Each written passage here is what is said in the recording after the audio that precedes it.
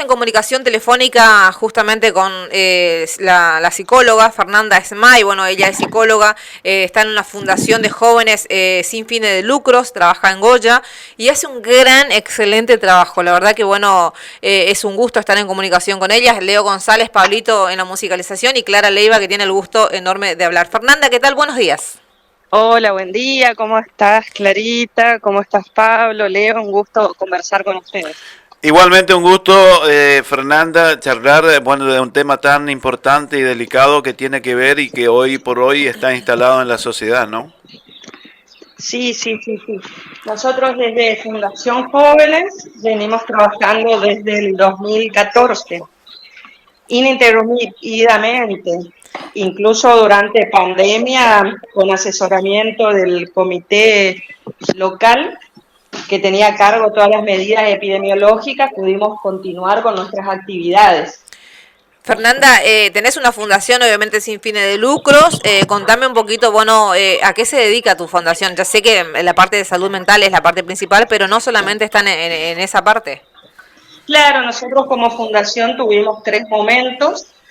El primero de ellos vinculado a una impronta y presencia fuertemente territorial, en la que trabajábamos en la realización de diagnósticos participativos comunitarios, identificando problemáticas de salud, problemáticas sociales, problemáticas vinculadas a la salud mental, en articulación con el gobierno local en la ciudad de Goya. Eso funcionó muy bien del finales de 2013, 2014, donde nos constituimos oficialmente, hasta el 2017.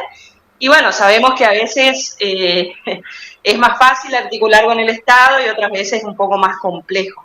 Eso es Claro. Cuando se empezó a hacer más compleja esa articulación, empezamos nosotros a brindar las asistencias, sobre todo en relación a lo que es salud mental, porque se cerró una dirección de salud mental que había acá en Goya.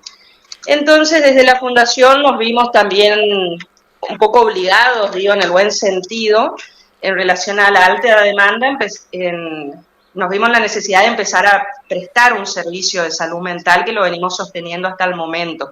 Es decir, tuvimos un primer momento de abordaje territorial, un segundo momento donde ya empezamos a brindar algunas asistencias, también a trabajar mucho en la prevención de VIH, prevención de problemáticas vinculadas a la salud mental, prevención de enfermedades de transmisión sexual. También hacíamos seguimiento a todo lo que tiene que ver con la salud nutricional y salud bucodental en infancias. Y un tercer momento que inauguramos en el 2021, post pandemia, que está vinculado también a otra problemática social sumamente significativa en nuestra ciudad, que tiene que ver con la falta de empleo. Entonces ahí formamos lo que es la Escuela de Artes y Oficios, donde fuimos capacitando en relación a diferentes formaciones técnicas, por ejemplo, electricidad domiciliaria, esa hicimos 2 cortes porque fue muy demandada.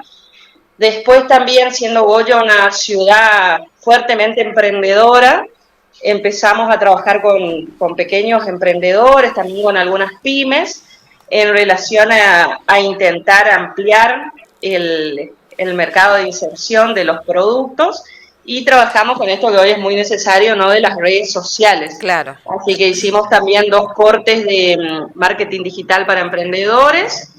Y después tenemos actividades permanentes, ¿no? Tenemos de manera permanente taller de ajedrez, de manera permanente inglés, porque entendemos que es una herramienta fundamental. Qué excelente. También tuvimos formación en computación, todo lo que te piden para ir a una entrevista laboral y poner en el CV, Word, Excel. Y, por supuesto, algunas aplicaciones de diseño que hoy también son muy demandadas en el ámbito laboral. Así que son esas 3 pilares fundamentales, ¿no?, vinculados a la salud en los territorios, desde una mirada comunitaria. Tenemos también los dispositivos de asistencia y, por último, esta impronta vinculada a la educación y al trabajo. ¿Quiénes te acompañan, Fernanda? Y en la Fundación nosotros tenemos un equipo de aproximadamente 15, 20 personas, todas voluntarias. Esto siempre lo remarco, es un voluntariado real, porque no tenemos ningún tipo de articulación ni pública ni privada, ¿no? Ni con el gobierno nuestro local, ni con la provincia.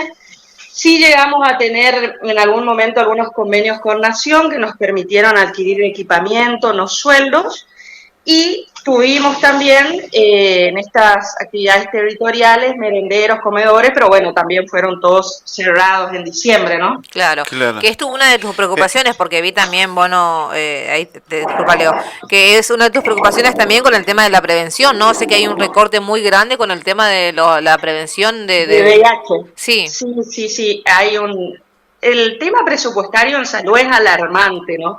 No solo el de Nación, sino también el de nuestra provincia. Ayer justamente estuve viendo que sesionó nuestra Cámara de Legisladores y hay una reducción importantísima en el ámbito de la salud y sobre todo si comparamos lo que se invierte en salud con lo que se invierte en espacios recreativos. Uno a veces no puede creer, ¿no? Digo, no puede creer porque a mí me cuesta pensar que las personas tengan mala voluntad. Yo siempre parto del preconcepto de que una persona que está en una organización civil, que es funcionario, que ocupa cargos donde toma decisiones, me parece que uno está ahí para tomar decisiones para sus vecinos y su vecina, y en este caso para la provincia. Entonces me sorprende un poco el presupuesto, ¿no?, que está vinculado tanto a nivel nacional como provincial destinado a la salud, porque necesariamente lo primero que se desmantelan son los programas preventivos. Yo creo que en cualquier lugar se sabe que invertir en prevención es evitar el tratamiento de las enfermedades, que es más costoso. Totalmente. Pero bueno, evidentemente no estamos teniendo la misma concepción. Claro, sí. Fernanda, preguntarte, teniendo en cuenta eso, entonces va a quedar en vano mi pregunta, porque si se van a achicar todas estas cosas en cuanto a las patologías, diferentes situaciones, llámese este mundo impresionante de vicios, de redes sociales, de suicidios, de drogadicción, de alcoholismo. No hay una especialidad, una entidad que parta, porque como sabemos, todo parte de una familia, un chico parte de una familia, y hacer el estudio en la casa, en el hogar primeramente, y ver de ahí, no solo en una familia que esté económicamente bien, y en una familia que esté en otras condiciones económicas que no estén bien también. Porque tenemos conocimiento que hay chicos que, bueno, se dedican a estas cosas, estupefacientes precisamente, y están en las dos situaciones, y sin embargo están lamentablemente Comprometidos claro, con el consumo. exactamente. Mira, la verdad No que sé si se entiende la pregunta, sí, ¿no? sí, entiendo. En relación a la primera parte, ¿no? No hay estrategias ni programas de prevención en nuestra provincia. A veces uno puede ver que esporádicamente hacen alguna charla o un taller, Sí. pero no podemos decir que eso es una estrategia de APS vinculada a la prevención o a la promoción de la salud, que ha sido diagramada, que ha sido pensada, que ha sido sobre todo considerada su estrategia en relación al público destinatario, como vos decías, a qué familia nos dirigimos, a qué jóvenes, Claro. de qué sector social, con qué herramientas cuentan ellos, con qué estrategias nos vamos a acercar. Es decir, el diseño de una política pública pensando en la prevención y la promoción de la salud no existe. No existe, claro. Eso en primer lugar. Si después tenemos que pensar la asistencia, tampoco. Nosotros en la provincia tenemos el San Francisco en Corrientes Capital, después tenemos un centro privado y paremos de contar. Claro. Paremos de contar, acá en Goya tenemos un dispositivo territorial comunitario que es de Cedronar Nación, que está desde el 2016, que se llamaba CEPLA, que se llamó DIAD, ahora DTC, porque cada gestión presidencial le cambió el nombre, pero ellos están abocados exclusivamente a consumos problemáticos con tratamientos ambulatorios. ¿Qué quiere decir? Que la persona va, se atiende y vuelve a su casa. Es decir, no Claro. tenemos lugares de internación, no tenemos centros de día vinculados a consumo problemático, y después tenemos un mundo, porque la salud mental no es solamente una adicción o un Claro. consumo Claro, problemático. claro. Tenemos ansiedad, tenemos depresión, después también si queremos pensar en situaciones más complejas, trastornos de personalidad. Entonces, todo ese océano de posibilidades queda sin cubrir. Y es sumamente preocupante. Vos mencionabas también recién lo de suicidios, y Sí. yo remitiendo un poco al trabajo que nosotros hacemos en Goya y en relación a datos cuantitativos, en relación a organismos internacionales, pues eso es otra cosa. Como nación nosotros tampoco tenemos estadísticas muy serias, ¿no? Claro. Pero desde la Organización Mundial de la Salud o desde UNICEF se estipula, se piensa que existe un aproximado de 3 suicidios cada 100.000 habitantes por año. Acá en Goya, este año, y de los que yo me enteré, y probablemente haya otros que no me haya enterado, tenemos 6. Entonces, Ah, Goya de por sí ya estaría duplicando la cifra esperada cada 100.000 habitantes ¿qué hay durante en un la año. estadística? Exacto. Y la semana pasada hablaba con un psiquiatra de la localidad y le decía si él tenía esta mirada, si él coincidía de que este año fue alarmante y superando todos estos datos esperable, y él me decía que sí, que coincidía, pero además me hacía una observación que es cierta, ¿no? Me dice, y Fernanda, vos te enterás de los casos consumados, me dice, no sabés la cantidad que me llegan a mí al hospital y al sanatorio de intentos de suicidio, de autolesiones y demás. Por favor. Así que la salud mental en nuestra localidad y en nuestra provincia está pasando una situación alarmante. Yo creo que hasta se debería declarar el estado de crisis y destinar un presupuesto específicamente para el abordaje de esto. El tema es que hay que ponerlo en agenda, y esto yo decía en otros medios locales, los que tenemos que poner estos temas en agenda somos los ciudadanos, porque si no, los funcionarios no lo toman como prioridad si desde la sociedad no lo demandamos, y lo tenemos que demandar de esta manera, hablando, conversando, exigiendo, y no demandarlo con pérdidas humanas, como es el caso de Andrés también, totalmente negligente, ¿no?, el actuar de la policía. Totalmente. Esto es algo triste. En plena democracia, lo que nos queda, los que nos queda a los ciudadanos, entonces, Fernanda, a ver, ¿cuál es tu proyecto que sea viable en cuanto a salud referente a estas situaciones, a estas problemáticas que cada vez en plena democracia, en vez de disminuir y tener una estadística que vaya descendiendo, esto va ascendiendo? Lo que nos queda es, a ver, vos, candidato a diputado, candidato a senador, ¿cuál es tu proyecto en cuanto a este tema? ¿No? Me Así parece. es, y yo creo que ante todo tenemos que reconocer que todos sabemos algo. Es decir, un funcionario sabrá algo de su área específica, pero a la hora de hablar de determinados temas es necesario convocar a técnicos especializados que te puedan armar un diagnóstico, que te puedan diseñar una política pública, y tenemos que pensar que todas las enfermedades, también pensar la salud mental dentro de la salud integral. Entonces digo, todas las enfermedades son multicausales.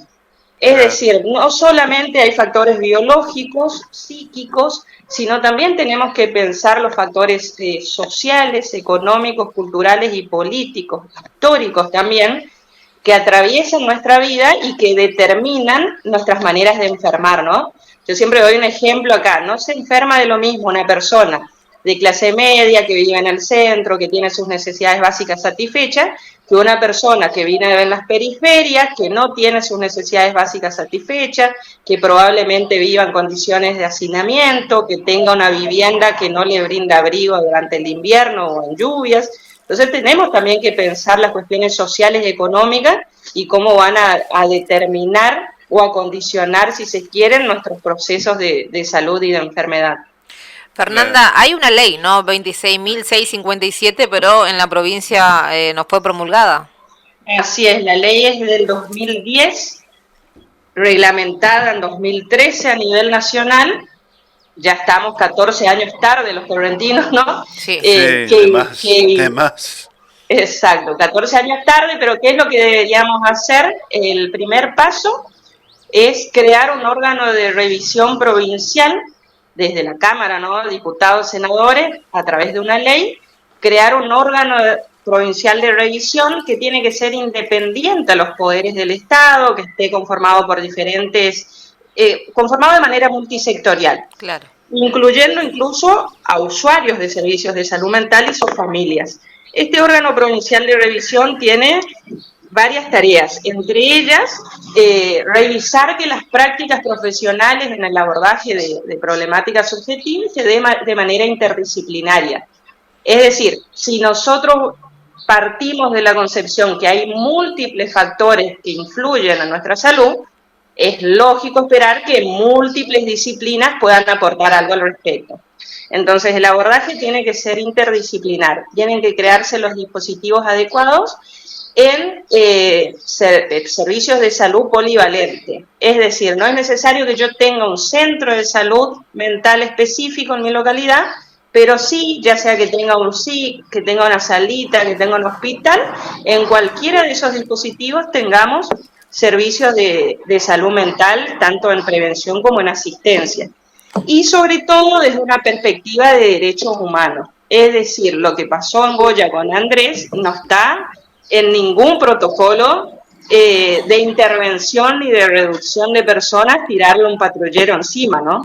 Claro, contame un poquito eso, justamente vos que vivís en Goya y la verdad que te escuchaba y bueno, tenés ahí la fundación de jóvenes, está Cedronar, bueno, se habla mucho de salud mental ahí, hacen varias capacitaciones, bueno, pero por lo visto que acá los policías, cero capacitaciones y inhumanos totalmente.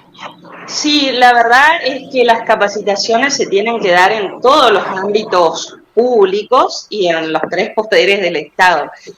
Muchas veces las organizaciones de la sociedad civil tratamos de generar actividades en la comunidad, sobre todo para que los jóvenes y las familias entiendan que la salud mental forma parte de la salud integral. Siempre les digo, si nos duele una muela, nos vamos al odontólogo, si nos quebramos una pierna, vamos al traumatólogo, si nos duele la panza, vamos al médico clínico. Ahora, ¿qué pasa cuando estamos tristes o cuando estamos ansiosos? Claro. ¿Por qué ahí no hacemos nada, no?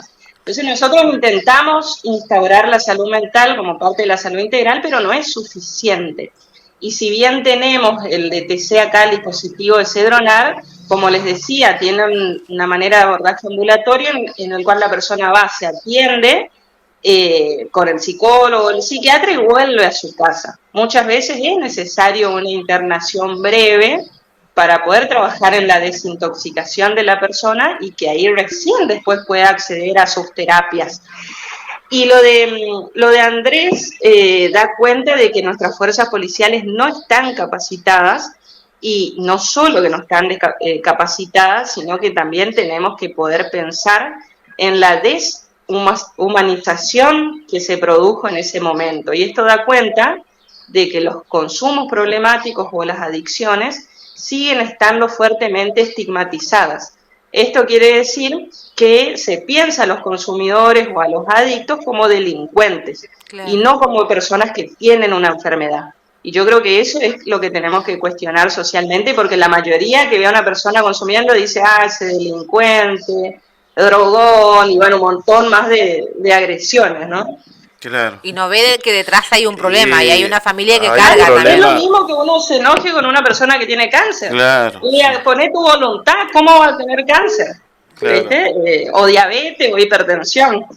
Por eso decía yo que para que se corte de raíz, pero no, lamentablemente no existe un ente donde asista en ese hogar y le diga, por ejemplo, acá hay chicos que hacen Willy con la moto y le decís a la familia, mira, tu hijo se va a matar, pero tampoco lo hacen, y no hay algo como proyecto, el Estado está ausente, no hay legisladores, en realidad, porque el Estado son los legisladores que presenten un proyecto concreto y que se basen en eso.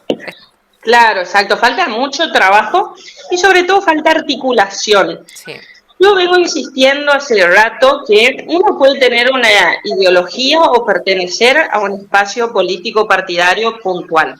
Sí. Pero eso no quita que al momento de vos asumir una función pública, sea como intendente, concejal, funcionario de una localidad o legislador provincial, no tengas que trabajar de manera articulada con los demás. Tal cual. Vos vas a tener tu camiseta, perfecto, vas a defender tu espacio político partidario, muy bien, pero la prioridad es que nos sentemos todos en una mesa y digamos qué hacemos con esta papa caliente, desde Claro. todos los puntos de vista. Y convengamos también, Fernanda, que esto está directamente relacionado con el área de salud. Exacto. Tendría que, bueno, a través del Ministerio de Salud de la provincia, ver la posibilidad de asistencia en este sentido, ¿no? Es que esto es competencia del ministro de Salud, sin dudas. Totalmente. Ayer visitó Valdés, si no me equivoco, Goya. ¿Hubo alguna propuesta en ese sentido por el tema de salud?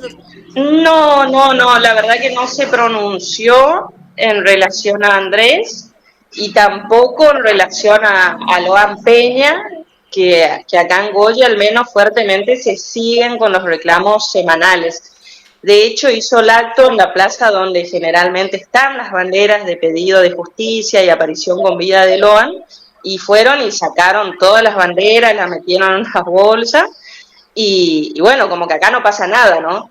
Y no podemos seguir fingiendo demencia, porque mientras los funcionarios públicos fingen demencia, los vecinos se están muriendo en la calle. Pero totalmente, sí, en distintas situaciones, bueno. En distintas situaciones. Sí. Fernanda, sé que también ahí haces varias capacitaciones ahí en las escuelas, día a día, bueno, y también trabajás con muchas familias, obviamente. Sí, estuvimos trabajando mucho en escuelas este año. La preocupación venía a raíz de los suicidios en adolescentes. Entonces, con los voluntarios, que algunos son estudiantes de psicología próximos a recibirse ahora la semana que viene, nuevos colegas, nos empezamos a preguntar de qué estaba pasando en Goya. Entonces dijimos, bueno, empecemos a ir a la escuela, trabajamos con 11 escuelas y con 10 centros de estudiantes. Y diseñamos un instrumento que nos permitía recabar información, que ese informe lo vamos a presentar ahora creo que la semana que viene, lo vamos a terminar de sistematizar y de escribir, pero con este instrumento lo que lográbamos era identificar cuáles eran los desencadenantes de malestar subjetivo en adolescentes y jóvenes y con qué recursos contaban ellos para disminuir ese malestar. Y hicimos una escala de prioridades en relación al número de repitencia de lo que ellos nos decían, ¿no? Claro. Lo primero que está como desencadenante de malestar subjetivo está vinculado a las relaciones de parejas o amigos en la adolescencia, que son sumamente significativas.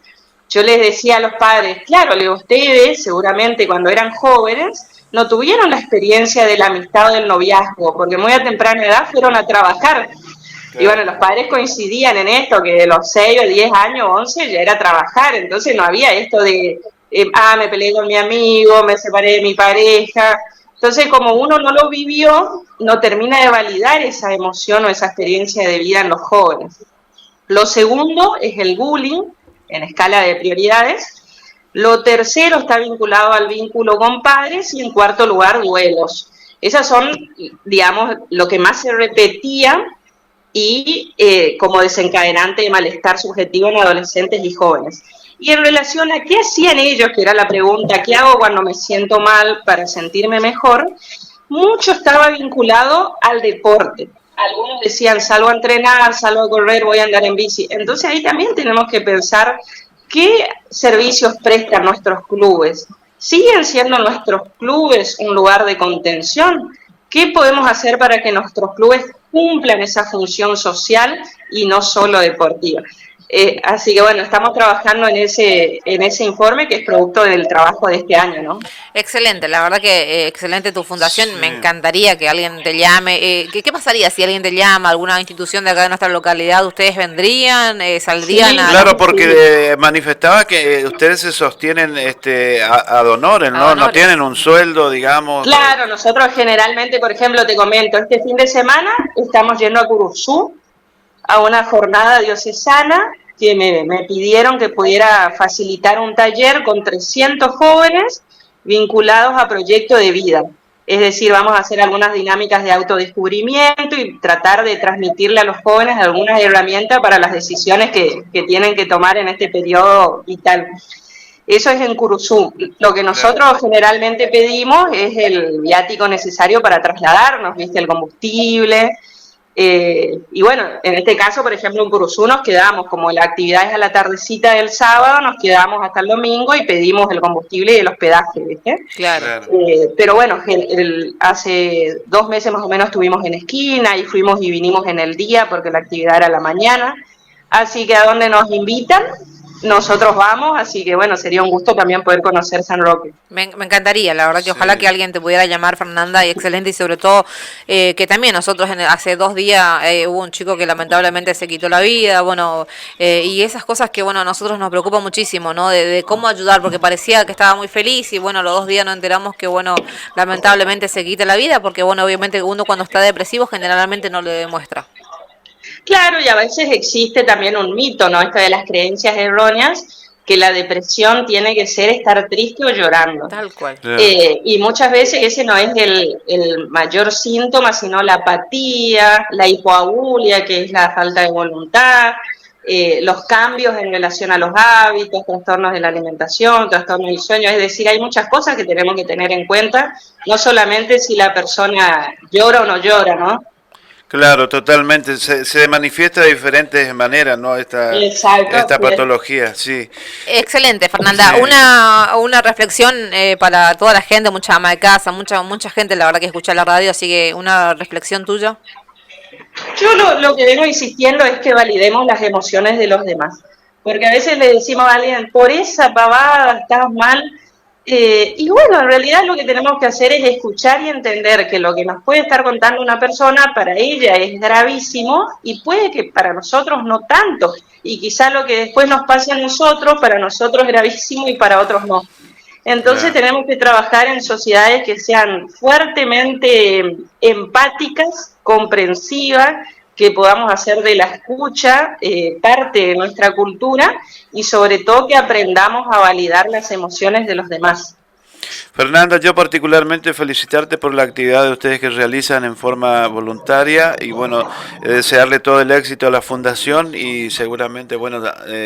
y por más personas así, ¿no? Claro, por más personas más así y institución que quiera, bueno, y tenga la posibilidad de poder invitarlos a ustedes y, bueno, hacerse cargo de los gastos que implica este movimiento, estar acá en San Roque. Muchas gracias, que tengan un buen día. Muchas gracias a ustedes, hasta luego. Gracias, que tengan un buen día, Fernanda, muchas gracias. Bueno, Fernanda Esmay, justamente psicóloga de la Fundación de Jóvenes Sin Fines de Lucros de Goya, obviamente hablaba de todo lo que ellos vienen